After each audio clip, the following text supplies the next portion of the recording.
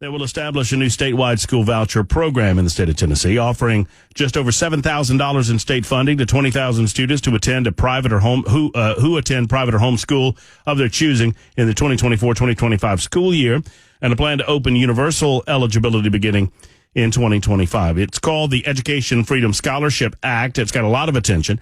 As I said earlier today, I admit that I have a vacuum of knowledge regarding the intricacies in the school voucher program, inasmuch as I do not have kids.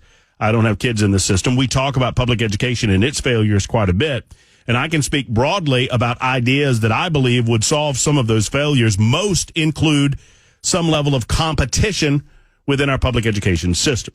Someone that can speak much more intimately about this issue, and he has done so for many years on a national level, is DeAngelis. He's a senior fellow with the American Federation for Children, a visiting fellow at Stanford University's Hoover Institution. He has written a book called The Parent Revolution, and he's a nationally renowned expert on the matter of school choice, and he joins us. We're honored to have him on the Matt Murphy Show on Super Talk 99.7 WTN. Corey, good afternoon. Hey, good afternoon. Thanks for having me, Matt. It's our pleasure. I appreciate you spending some time with us. I don't know how much you have involved yourself in some of the minutia of the proposal by Governor Lee. I know that the full proposal is not being announced until tomorrow, but broadly, let's start here. Tell folks that are just new to the party here, new to the conversation, what the concepts are behind the voucher program and school choice, essentially. Yeah. School choice is the concept of funding the student, not the system, allowing the funding to follow the student to the education provider that works best for them. That could be the public school. If you like your public school, you can keep your public school, but for real this time, unlike with your doctor. But if not, you can take a portion of that funding. It happens to be $7,000 or $8,000 per student, which is half of what they spend in the government schools. You can take that to a private school to pay for tuition and fees, but you could also take it for any other approved education expenditure, including homeschool curriculum. You could use it for private tutoring, micro schools, or other homeschool co-op setups. So that it's the purest concept of the money following the child. And 10 other states have already done this in 2 years in a universal way, allowing all families to be eligible, not picking winners and losers, not saying that you have to be from this income or that income or this, having this background. Every family's eligible. That's how it ought to be. We don't restrict access to public schools based on your income or anything of the sort. We shouldn't restrict access to school choice based on your income or any other background either. We already fund public education for everybody, regardless of income.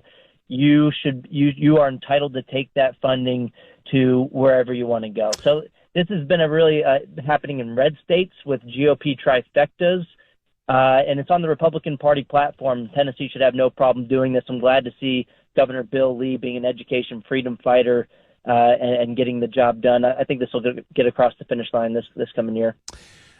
So what have been the results? Do we have enough evidence to suggest that the results have been positive with regard to those states that have already initiated these voucher programs?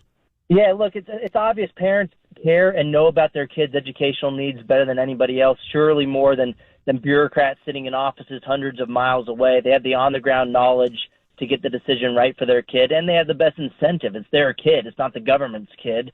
And so lo and behold, when parents get to choose their kid's school, it leads to more safety for their children. It leads to a better character development. There's actually studies finding a lower likelihood of committing crimes or having teenage pregnancies, having a more stable family. Academic outcomes actually obviously get better as well. And then there's also 29 studies looking at what happens to the kids who remain in the public schools.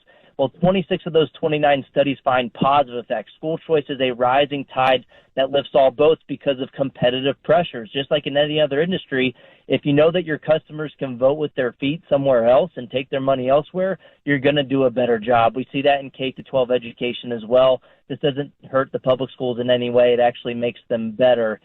So it's a win-win solution. And it's also allows families to get to schools that align with their values. I mean, look what happened with remote learning and the Zoom schools. Parents got to see all across the country what was happening in the public schools. not teaching the basics. They were focusing on indoctrination as opposed to education in so many places. And in Tennessee, an undercover group called Accuracy in Media actually found that even though the state banned CRT, critical race theory, the Marxist ideology that kids should think of each other as oppressors or being the oppressed, they were still teaching it in some schools and calling it something else.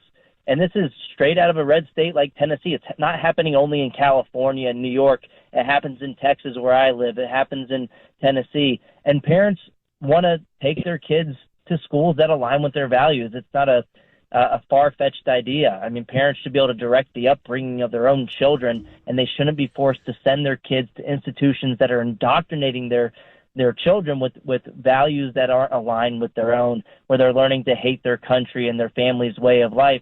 So families are turning towards school choice as a better solution than a ban that has a lot of enforcement problems, because they move the goalpost in the public school system in so many ways, where they'll call it social emotional learning but still teach CRT, or they'll call it student mental health. They'll just move the goalpost. It's like a game of whack-a-mole trying to enforce these policies from the top down. The better solution is from the bottom up, through freedom, letting parents choose.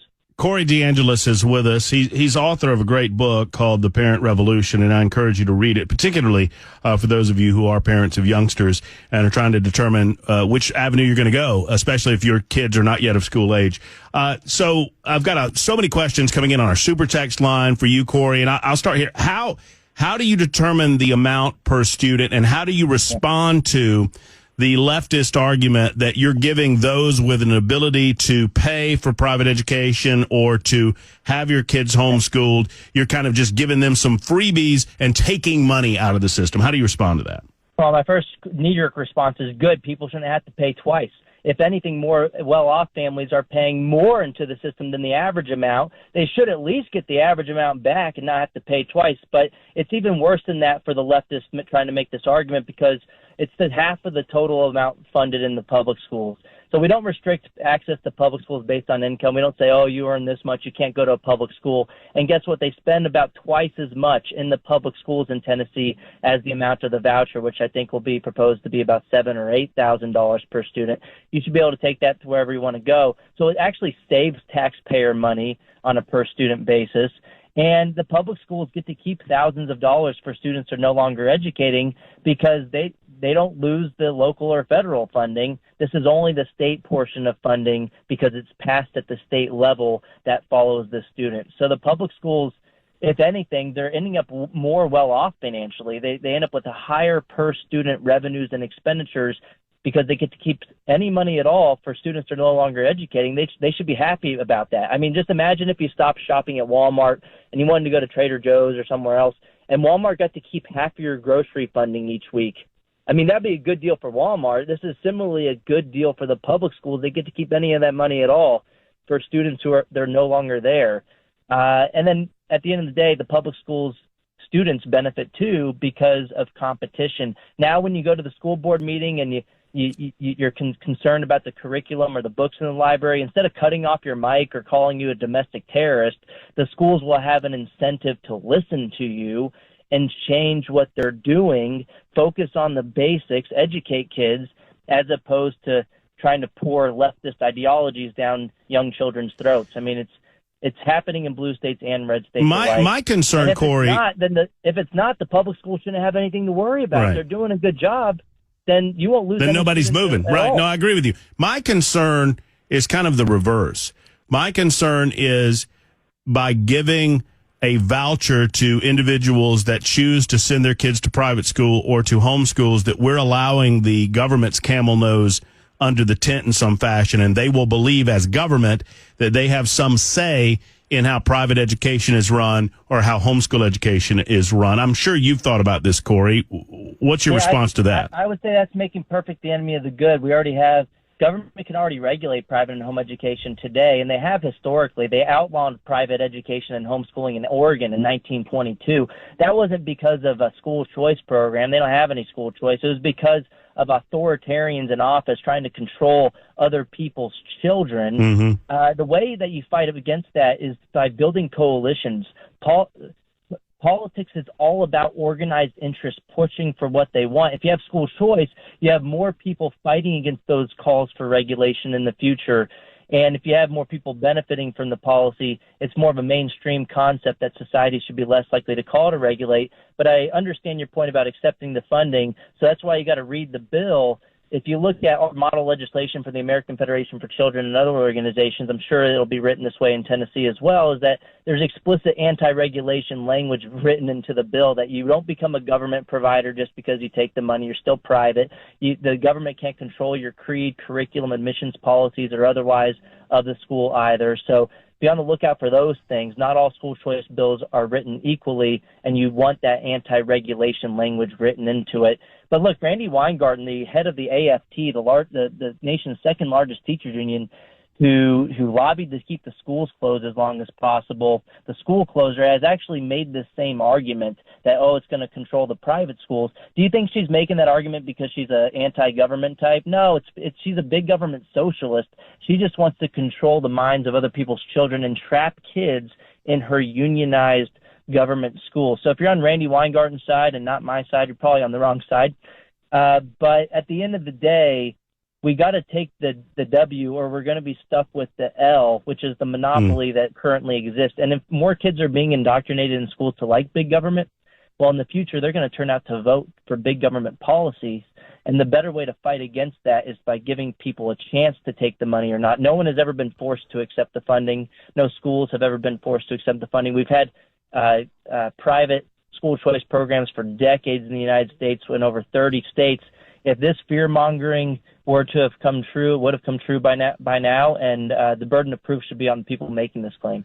A couple of minutes left with Corey DeAngelis, who is an expert in the subject of the voucher program, school choice, and I encourage you to research Corey and get his book if you're invested in this information, because he has certainly invested a lot of time and energy in being as learned as he is about the subject. And Corey, I hope that you can come back in the aftermath of the reveal and as we begin debating this subject in the state of Tennessee, because this is so knowledgeable on the subject. I will ask you, my tongue a little bit in cheek here, but it goes to the point that some on the political left are making. Corey, I'm 50 years old and I don't have any kids. Where's my voucher? Right? So I pay into a system that doesn't really directly benefit me in any way. So if the money is supposed to follow the kid, then why don't I get a voucher?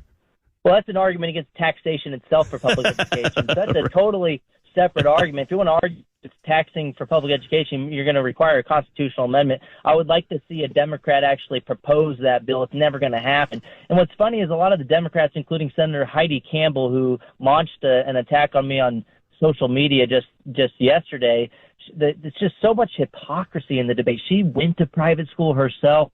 She sent her kid to private school, and I don't blame her for that. Every family should seek out the best educational options for their kids, but you shouldn't turn around, pull the ladder up from behind yourself, and fight against school choice for others.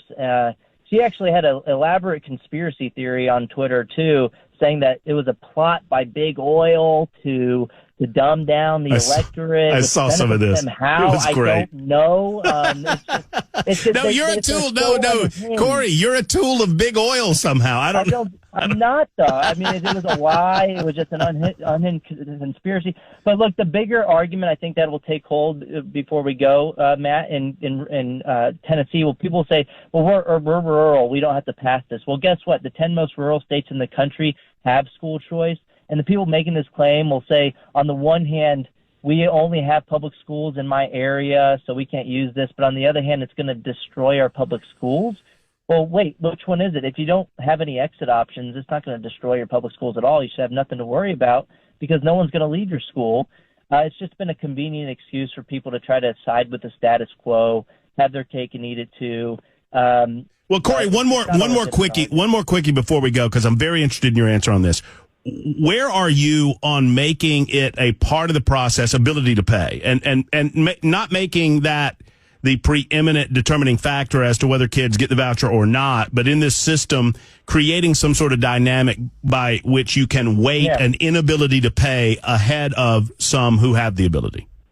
Yeah, and I think that other states have done that too, where you prioritize lower income. Fine, yeah, do that. But at the end of the day, everybody should be eligible at some point. Right. But if you want to give first dibs to lower income, fine.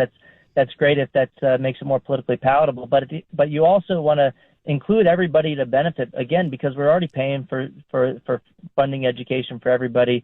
The most advantaged are, if anything, paying more into the system than the average. They should be able to benefit too. We don't restrict access to public schools based on income. We shouldn't restrict access to school choice based on income either. And again, politics is all about organized interest. You want to include people who are politically mobile and active to benefit from the policy too, in order to keep it going. Because the unions are going to try to fight against it even after it passes. They do everything they can to try to maintain their monopoly on the minds of other people's children. But they're losing. They know it. They're frantic right now. They're becoming unhinged on social media because they know this is a Republican Party platform issue. Republicans control supermajorities, I believe, in both chambers in Tennessee. The governor's all on board. It's going to pass. And so you're going to see the frantic shrieks from the left become louder and louder and louder because they don't want to give up control. Well, that's right. Well, Corey, we look forward to many conversations down the road. I will lean on your expertise, and I appreciate your time today. I'm sorry that we're out of it. We could go another hour on the subject, and will down the road, I'm certain. Thank you for your time today. Yeah, thank you so much. Look forward to joining again.